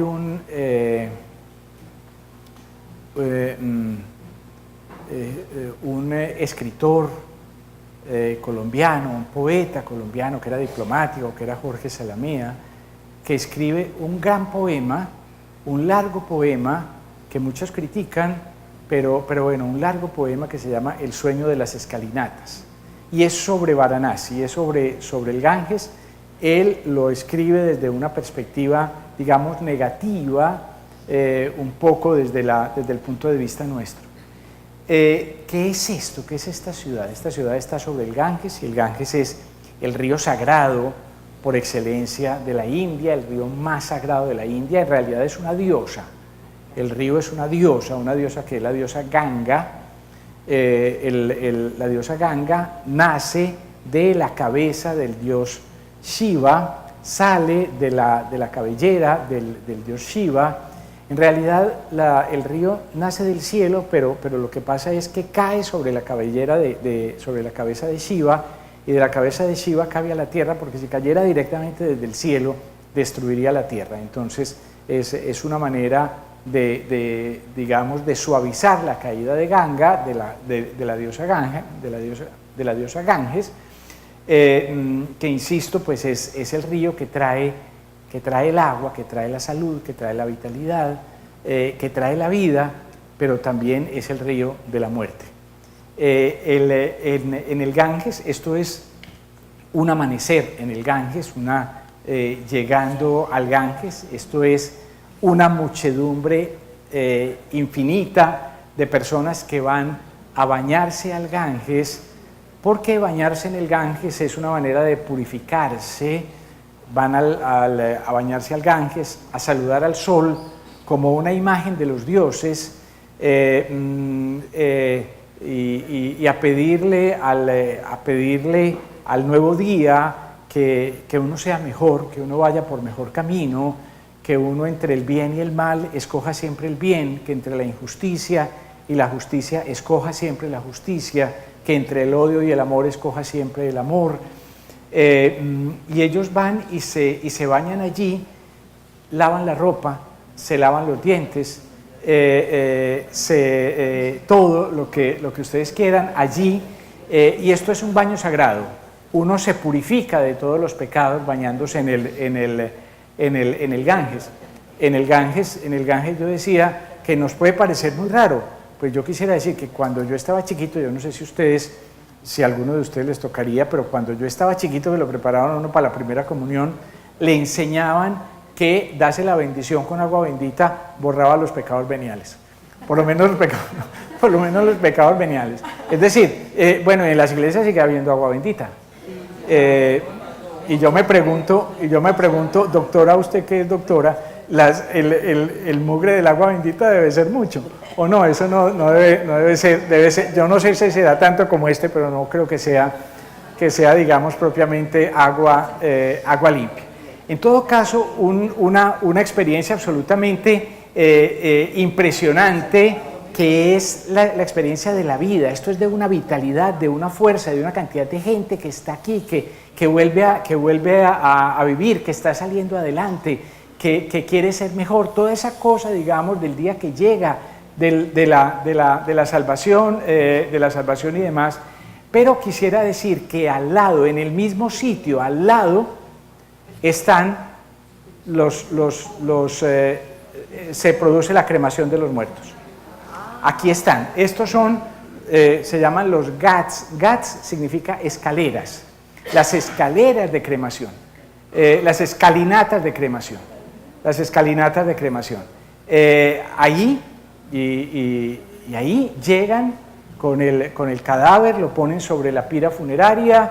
El hijo mayor es el que controla, digamos, la ceremonia, se rapa la cabeza, está vestido pues como con ese taparrabos blanco que ellos usan, como el de Gandhi, como el que decíamos de Gandhi, y es el que prende, el que enciende el que enciende la pira, el que enciende la hoguera, y ahí es la vida y la muerte al mismo tiempo, la vida juntos.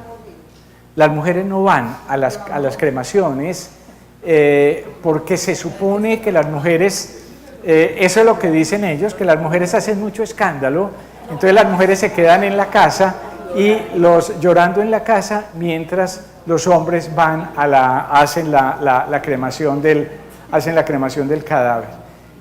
Yo quisiera decir una cosa. Tatiana, que está aquí, que estuvo en el viaje que hicimos a la India, dirá si estoy mintiendo. La última vez que fuimos, en este lugar, que es hay varios ghats, varias escalas de cremaciones, esta es la más importante. Fuimos al anochecer y había piras encendidas, había 24 piras encendidas, es decir, había 24 cadáveres que estaban cremando, y por lo demás, y además en las escalinatas, digamos así, esperando turno, había otros 16. Es decir, había por lo menos 40 cadáveres aquí para cremar. Eso uno dice, bueno, las fotos, esto está tomado pues con ¿cómo se llama? Con zoom y demás, porque no se pueden tomar fotos, ¿no es cierto?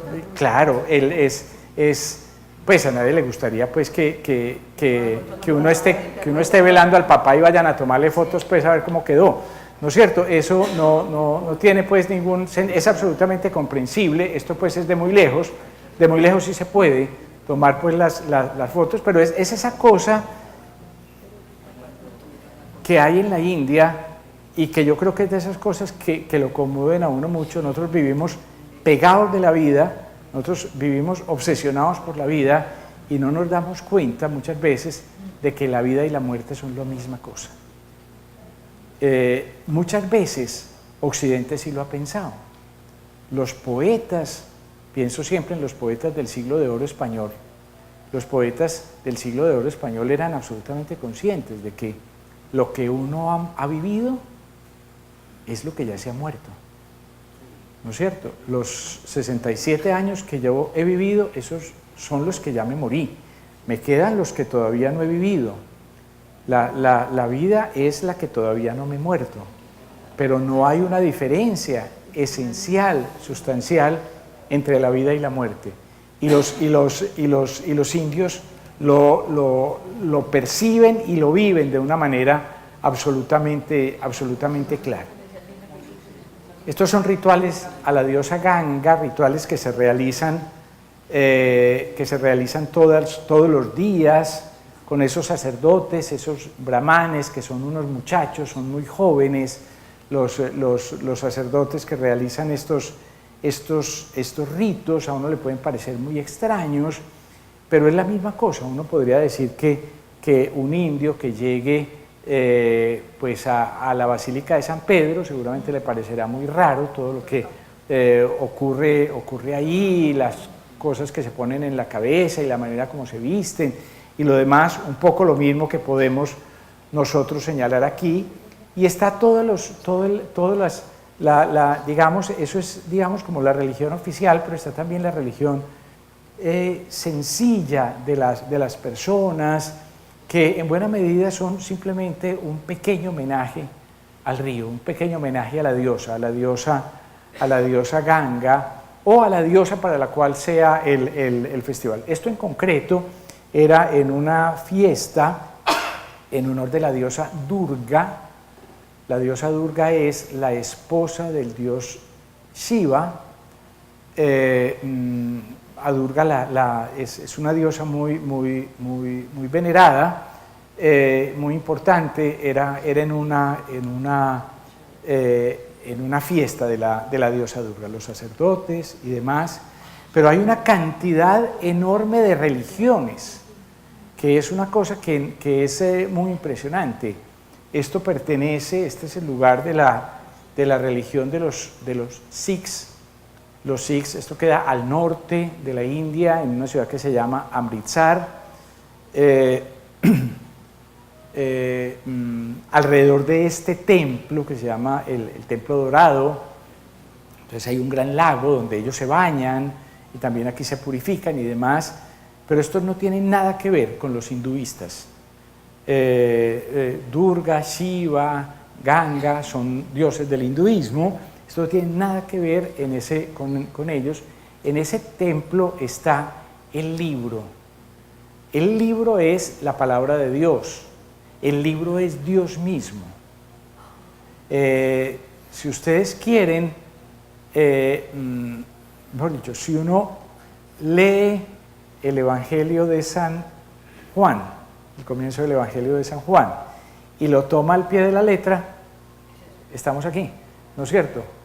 Porque en el principio era el verbo, en el principio era la palabra, y la palabra era Dios, y la palabra estaba... Y cuando nos leen en la misa el Evangelio, dicen palabra de Dios, o la Sagrada Escritura dicen palabra de Dios, es decir, la palabra es Dios mismo, el que está ahí. Ellos veneran al libro como a Dios mismo en este asunto.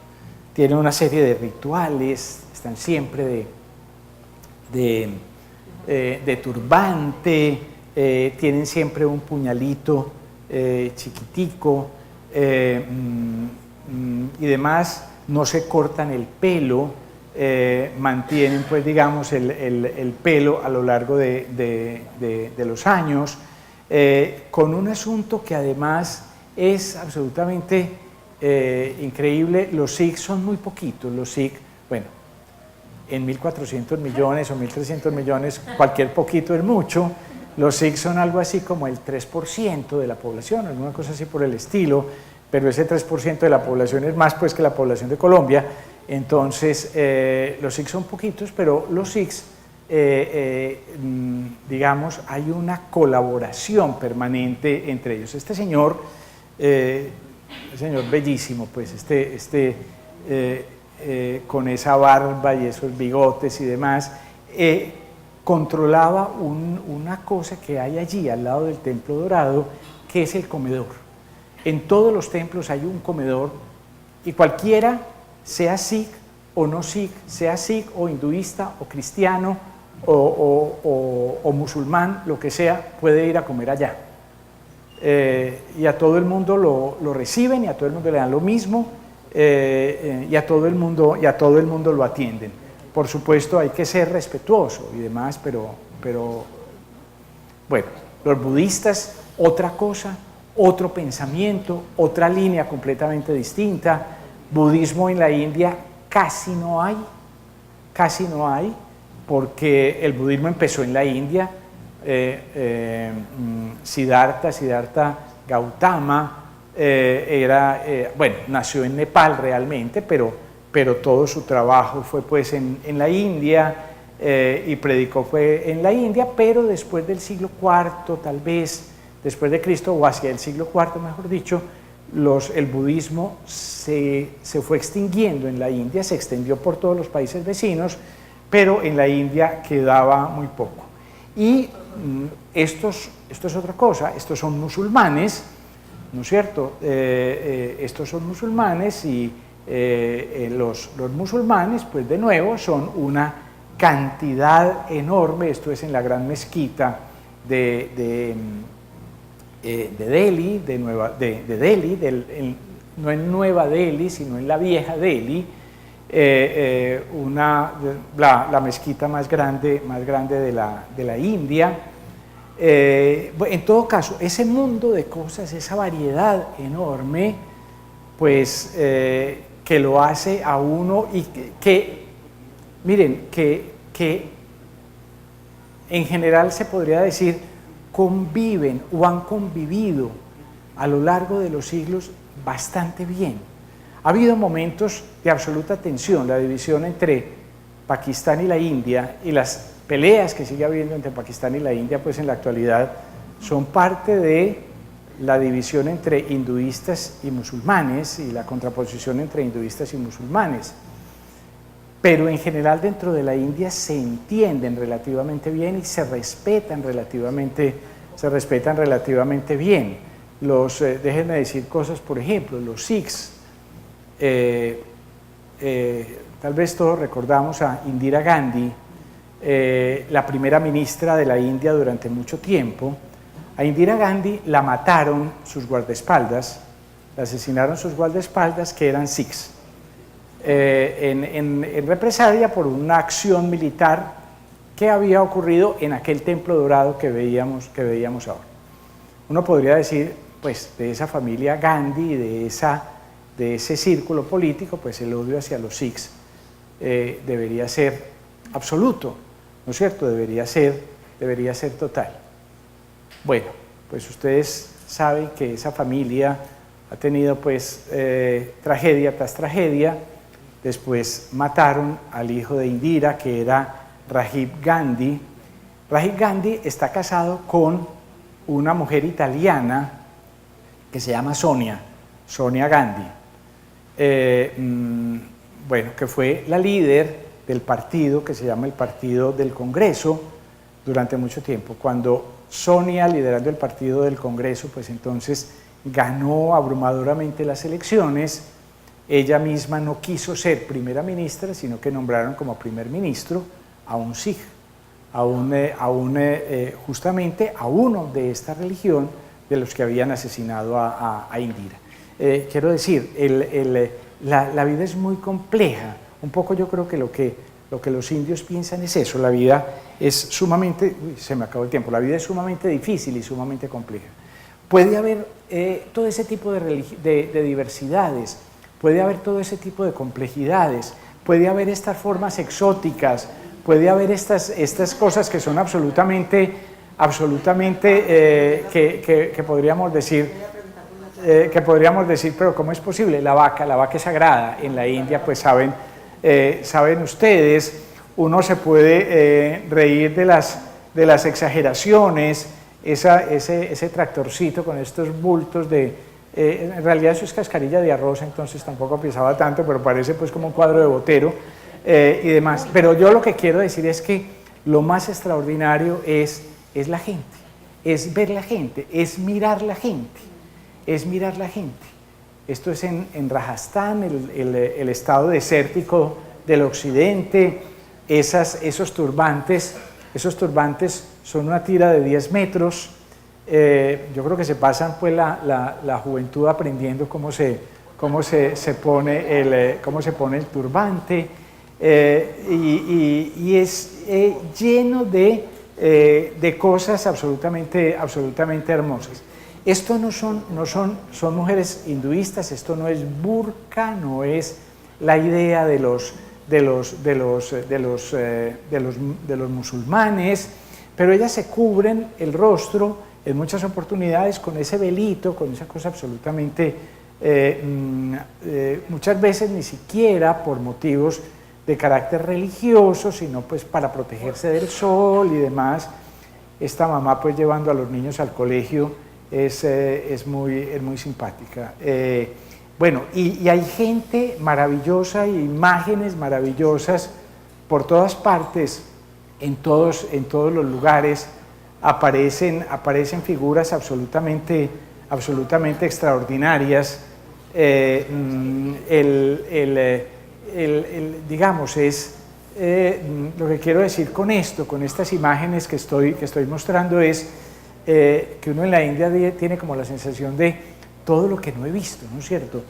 Un viaje es también eso, un viaje es ver lo que no hemos visto, es estar abiertos a cosas que no hemos visto, a gente que no hemos visto. Esta está pues con el muchachito y evidentemente mirando para dónde iba uno, pues para cobrarle la plata por haberle tomado la foto, también evidentemente en ese caso. Bueno, no quiero, o cosas como esto. Esto es cerca a una ciudad que se llama Bikaner, un templo, el que llamamos tradicionalmente el templo de las ratas. ¿Cómo se llama? Bikaner. Karni Mata se llama, es el templo, es un templo dedicado a Durga y es un templo lleno de ratas. Un templo lleno de ratas, donde hay, por ejemplo, donde está esta viejita conversando posiblemente con sus antepasados, Posiblemente las ratas son reencarnaciones de guerreros. Yo debo decir, debo decir esto, si esto fuera un templo de culebras, yo no era capaz, yo no habría sido capaz de entrar, eso sí me parece, va más allá de mis posibilidades. Pero las ratas del templo de las ratas son distintas. Yo digo que hay una cosa con las ratas, y es que lo que lo asusta a uno más de las ratas es que lo asustan, es que uno está tranquilo, de pronto pasa una cosa y lo asustan, pero cuando uno entra al templo de las ratas, sabe que las ratas están ahí, sabe que están ahí, y las ratas están en los rincones, están fundamentalmente, hay que entrar descalzo, quisiera además pues agregar, hay que entrar descalzo. Pero hay una cosa de eso que es ver, si no se trata digamos, de yo voy a ver si soy capaz, sino de lo que me interesa señalar aquí fundamentalmente es ver hasta dónde es distinto el mundo. Ver hasta dónde es distinto el mundo. Y el viaje es para eso. Hay cosas absolutamente maravillosas, como esto, como el Taj Mahal. Y en el Taj Mahal, un viejito como este, que uno no sabe, pero pues que posiblemente está ahí. El Taj Mahal es lleno de gente, pero son fundamentalmente indios. El turismo en la India es muy grande, pero es un turismo interno, esencialmente interno. Son sobre todo ellos los que viajan dentro de la India. Y posiblemente este viejito, una de las cosas que piensa ahí sentado mirando el Taj Mahal, es que finalmente llegó, que finalmente fue a conocerlo, que finalmente fue a visitarlo. Unas obras de arte de una exquisitez, de una sofisticación. Piensen ustedes que eso es mármol. No me detengo, mármol tallado con incrustaciones, un mármol durísimo que se llama mármol de Makassar, que es el mármol más duro que existe en el mundo, y ellos lo incrustan piedras semipreciosas dentro del mármol y hacen cosas como esto. Esto es una ventana, bueno, ahora veremos otras. Esto es una ventana, en realidad es una celosía tallada en piedra. Ahora veremos alguna más. Que cada persona de estas tiene su historia, y que cada persona de estas tiene su cultura, y que cada persona de estas es una persona. Es que yo creo que un viaje, lo más impactante de un viaje es eso. Lo más impactante de un viaje es que uno a veces cree que las personas son los que hay al lado de uno, y no nos damos a veces cuentas, como dice la canción, que nosotros somos los demás de los demás, ¿no es cierto? Que nosotros somos los otros de los otros, ¿no es cierto? Que no existen solamente los otros, sino que nosotros también somos los otros de los otros, ¿no es cierto? Que los otros también son personas. Estas son, por ejemplo, esto es una losa de mármol, una laja de mármol incrustada con corales, ¿cómo se llama eso? Con lapislázuli, ¿cómo se llama? Ojo de luna, yo no sé qué, de esas piedras semipreciosas. Eso que ustedes ven ahí es de piedra, de mármol, para ser más exactos. Eso es mármol, y eso está tallado, pues eso no es vaciado, quiero decir, eso es efectivamente así. Y en los viajes, yo no sé, descubrir de pronto a una persona como este señor que de pronto vi sentado detrás de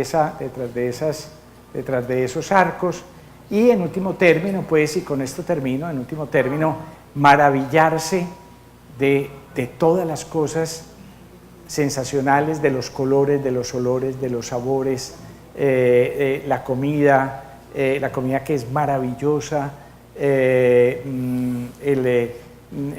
todo, de los sonidos, digo, de los olores. La segunda vez, creo que esta era la última, sí, la segunda vez que yo llegué a la India, cuando me bajé del avión, le escribí a mi mujer, tuve la sensación de que estaba llegando a un país amigo. Yo no sé por qué, pero yo decía, esto es amigable, esto es amistoso. Por supuesto, ¿por qué estoy diciendo todo esto? Porque hablé de la India y porque quise poner el ejemplo de la India. Porque la India, Florencia y la India. ¿Por qué quise poner la India? Porque es, digamos, como el ejemplo extremo de un asunto en el cual si uno está dispuesto a abrirse a los demás, a abrirse a otras experiencias, puede aprender. Por supuesto, abrirse a las experiencias del arte italiano es muy fácil, o de la cultura italiana es muy fácil. Porque vivimos en el mismo registro, por decirlo de alguna manera. Cuando uno se enfrenta a una situación tan dramáticamente distante como esta, pues es cuando dice, caray, me estoy enriqueciendo. ¿Y me estoy enriqueciendo de qué? Me estoy enriqueciendo de humanidad. Porque, y con esto termino, porque en esa historia de para dónde va siempre para mi casa, en último término, todos los viajes son un viaje también hacia el interior, es un viaje hacia uno mismo. El viaje a la India, o el viaje a Italia, o el viaje a lo largo de la historia del arte que nosotros le proponemos en los viajes o le proponemos a nuestros estudiantes. Ese viaje es ¿para qué? ¿Para qué estudia una historia del arte? Para conocerse mejor uno mismo, para conocer un poco mejor el mundo, para aproximarse un poco más al mundo. Para eso es la universidad. Para eso todos los que pasamos por aquí, y por eso, porque la universidad nos ayudaba a conocer un poquito más del mundo, la queremos tanto y vivimos tan pegados a ella. La sesión de preguntas, doctor. Bueno, no sé, si hay alguna pregunta, dice la Biblia.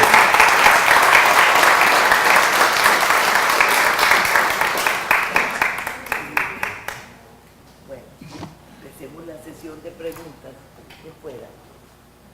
A ver, ¿quién pueda? Camilo, aquí.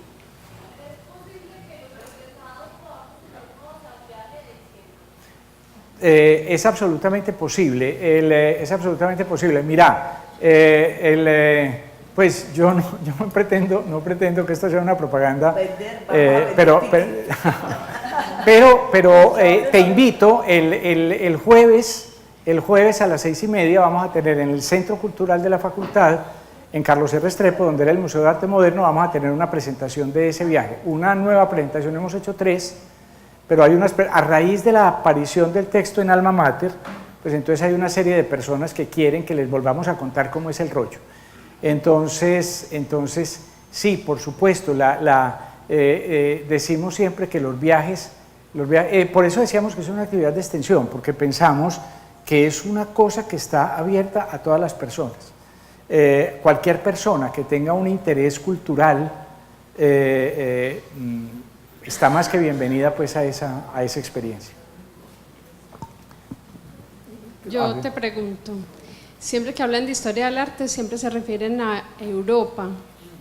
En América no hay cosas interesantes. ¿En dónde? En América. No, claro, por supuesto. Mira, te quiero decir esto, nos ha sido más difícil en hacer los viajes en América. ¿Por qué? Yo no sé muy bien, pero creo que un motivo puede ser que cualquier persona, seguramente con razón, dice, pues, para el Perú, yo me voy solo para el Perú, ¿yo para qué necesito pues que me lleven al Perú? Yo me voy solo para el Perú y me quedo donde me dé la gana y me muevo como me dé la gana. Vamos a proponer, en diciembre del año entrante vamos a proponer un viaje al Perú. Yo espero que resulte, pero por supuesto, claro que sí, El sueño siempre ha sido eso, porque hay unas cosas pues absolutamente excepcionales, pues Santiago Ortiz, pues que ha sido director del museo, estuvo recientemente en Bolivia y me tiene pues con la cabeza caliente de hablarme de Bolivia, de las maravillas de Bolivia. Pensaríamos en un viaje de arte, pero de música, a Bolivia. En Bolivia hay una zona que se llama Chiquitos. Chiquitos queda en el oriente de Bolivia, es la parte oriental de Bolivia. En Chiquitos hay una serie de esas que se llamaron las reducciones jesuíticas, que eran como las colonias indígenas que los jesuitas establecieron fundamentalmente en Paraguay. Primero que todo en Paraguay, también estuvieron en el sur de Brasil. Esa fue una de las causas, mejor dicho, las reducciones del Brasil fueron una de las causas por las que portugueses y españoles expulsaron a los jesuitas de América, pero la historia es que esas reducciones jesuíticas del Paraguay llegaron hasta Bolivia, hasta el oriente de Bolivia. Entonces, en esa región de Chiquitos hay una cantidad de iglesitas maravillosas, de iglesitas coloniales maravillosas, y hay sobre todo lo que es más importante para este programa, pues que sería más importante para este programa, hay una tradición de música barroca, que se ha conservado, pero cuando digo de música barroca estoy hablando de música del siglo XVII o del siglo XVIII, que se ha conservado hasta hoy, con luthiers, con indígenas bolivianos que fabrican algunos de los violines y de los chelos más de mayor calidad en el mundo, y entonces hacen cada 2 años, alrededor de la Semana Santa, después de Semana Santa, hacen un festival de música en Chiquitos. Entonces estamos pensando en ese festival, pero eso es cada 2 años y acaba de pasar en esta Semana Santa, entonces estamos pensando para 2020 hacer eso. Y si seguimos de aquí para arriba, pues Honduras, Guatemala, Yucatán, por supuesto, Guatemala. Dos preguntas. Sí. ¿Y qué viaje están pensando para el verano, o sea, para junio del 2019? Y la otra, una curiosidad, si en los viajes suyos del 79 por Italia, usted hizo registro escrito, hizo diario de viaje. No. No hice como un diario de viaje. Estoy como empezando a escribir. Tengo un colega de la maestría, que es un profesor de AFIT que se llama Efren Giraldo, que siempre me dice, un viaje sin escribir es un viaje perdido, dice Efren. Estoy empezando a escribir como experiencias así puntuales, un atardecer en el Nilo, los pórticos de la ciudad de Bolonia. Esos son los 2 que tengo escritos pues hasta ahora, pero es un proyecto que tengo pues en este momento. Tengo como un diario, pero un diario en postales, digamos así, de esos viajes. ¿Qué pensamos para el año entrante? Para el año entrante estamos pensando varias cosas. Primero estamos pensando, existe una sugerencia, yo le tengo un poquito de miedo, pero bueno, existe una sugerencia que es intentar proponer un viaje a Turquía en Semana Santa, después de Semana Santa. Por supuesto, eso no puede estar dirigido a profesores de la universidad o a los estudiantes de posgrado, porque pues, están estudiando, ¿no es cierto? Pero la verdad es que en general la mayor parte de los viajeros que nosotros hemos tenido siempre pues son jubilados. Lo más son los jubilados, que tienen pues en ese sentido pues una mayor libertad. Entonces existe esa historia. En julio estaríamos pensando, en el mes entre junio y julio estaríamos pensando, pues estamos sopesando 2 alternativas simultáneamente. La primera de ellas es Italia. Otra vez, sería una propuesta que además tendría en cuenta que el año entrante es la Bienal de Venecia, pues el Bienal de Venecia, y entonces el viaje tendría pues digamos como también ese motivo. Sería un viaje pues esencialmente por el norte de Italia. Quiero decir, cuando digo por el norte, que es hasta Roma. porque eso permitiría pues aprovechar una serie de lugares del norte que son poco visitados y que son excepcionalmente hermosos. Por ejemplo, la ciudad de Vicenza, que es la cuna de un arquitecto que se llama Andrea Palladio. Palladio es uno de los grandes arquitectos de la historia de la humanidad. Por decir alguna cosa, todos esos edificios ingleses que uno ve, todos esos edificios ingleses, no solamente ingleses de Inglaterra, sino todos esos edificios norteamericanos, la Casa Blanca, el Capitolio, todos esos edificios son de estilo palladiano. Bueno, entonces en Vicenza no solamente está pues una serie de construcciones de Palladio, una basílica palladiana, una sede de oficinas públicas, un teatro, etcétera, sino también una serie de villas en esa región, de casas de campo de la aristocracia o de la plutocracia veneciana pues, de esa época. Podríamos ir allá, podríamos ir por supuesto a Verona, a Padua, arriba de Pisa, visitar unos pueblitos que se llaman Cinque Terre, que son una cosa bellísima en la costa, ¿esa costa cuál es?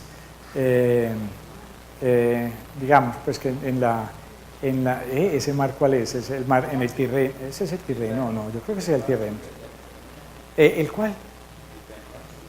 Pero Adriático es al lado de Venecia, ¿no es cierto? Sí.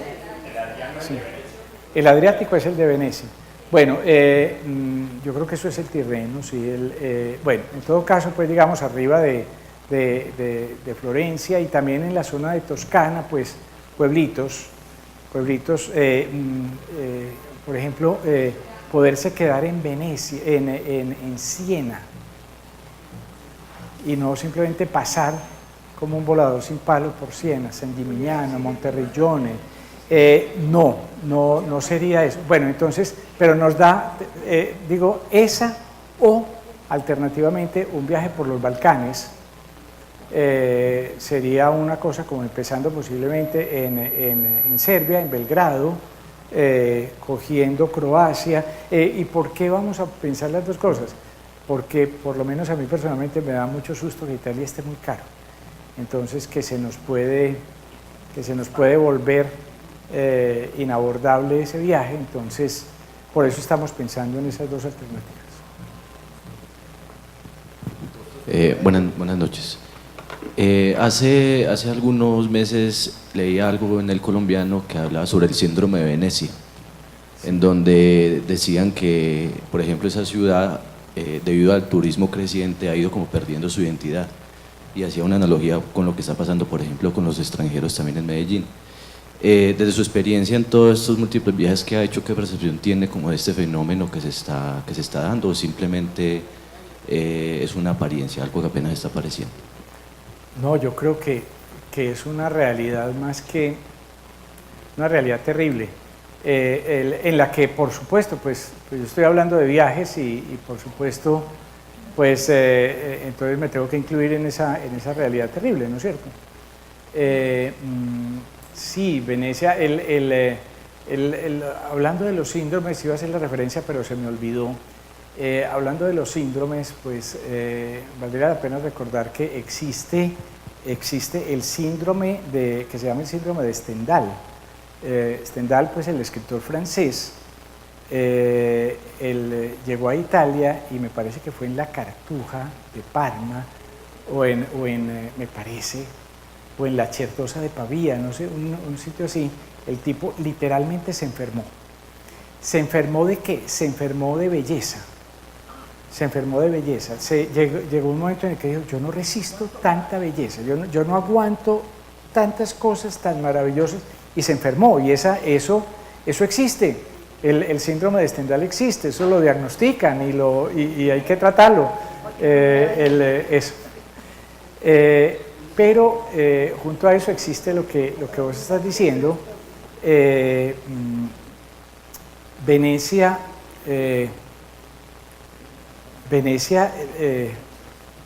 ha hecho por décadas todo lo posible por frenar el turismo. y entre más hacen, más llegan. Y un turismo que con frecuencia es bastante irrespetuoso. Posiblemente pueden ustedes haber visto pues, en las últimas semanas los gondoleros pidiéndole a los turistas franceses que no se bañen en los canales y diciendo de los gondoleros que le dicen pues, a los turistas, y se lo dicen en francés, le dicen, es que nosotros también tenemos calor, pero esto no se hace. Ustedes no quisieran que esto se hiciera en París.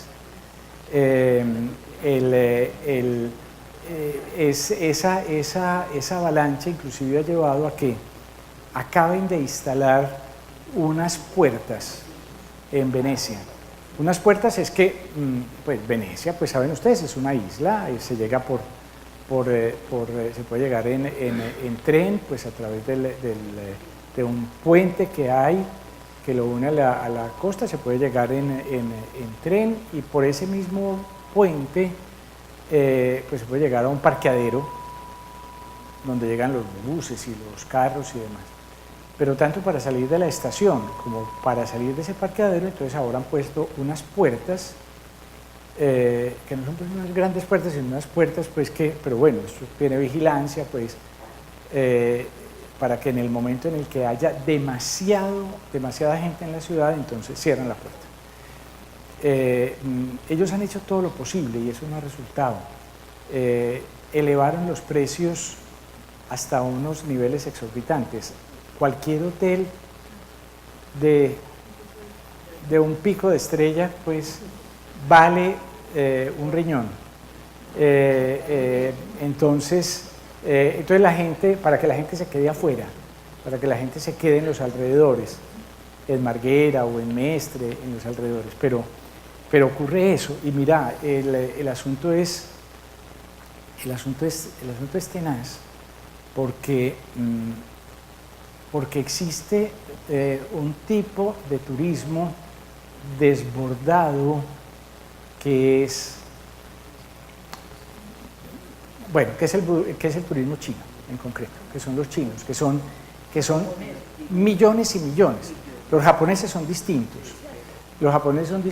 Pero les quiero decir esto, existe, lo he visto, pues digo de cosas que he visto, itinerarios que he visto, porque existe un tipo de turismo chino que es para ir a Europa 8 días, entonces llegan, aterrizan en Roma, y es un turismo esencialmente de fotos, de tomarme la foto.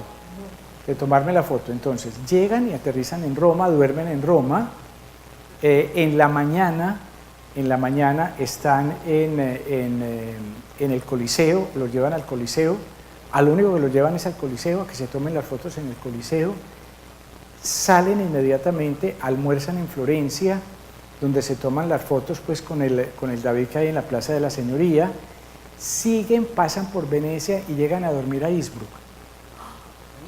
Innsbruck que queda en el sur de Austria, ¿no es cierto? La cosa es de ese nivel de locura. Lo único es que, y existen pues las guías de dónde se debe usted tomar la foto, ¿no es cierto? Y la foto pues para subir al Instagram y para no sé qué, o como se llame pues en China, pues esos sistemas, y todo concluye en París, donde sí tienen 3 días que son para comprar los Louis Vuitton originales, los bolsos Louis Vuitton originales que no se compran en China, o los perfumes originales, todo ese tipo de cosas. Entonces eso es un tipo de turismo que lo único que hace es congestionar las ciudades, que ni siquiera le deja plata a las ciudades, y que es ningún tipo de experiencia, y que es un tipo de turismo absolutamente degradado. Pero eso está pasando, ¿no es cierto? Es que 1.200 millones de personas moviéndose por el mundo es... Tengo una pregunta. ¿Dónde puedo consultar información sobre los viajes académicos? Estos que te estoy diciendo, mira, aparecen siempre en la página de la facultad. En la página de la universidad uno entra. A la página de la universidad Uno entra a la página de la universidad y puede entrar por arriba, puede entrar a dependencias académicas. En las dependencias académicas están las facultades, entonces ahí está artes, y en artes te aparecen los viajes. Bueno, claro, y hay una oficina en la facultad, hay una unidad de comunicaciones, que la vive, me recuerda aquí, es 219-8888.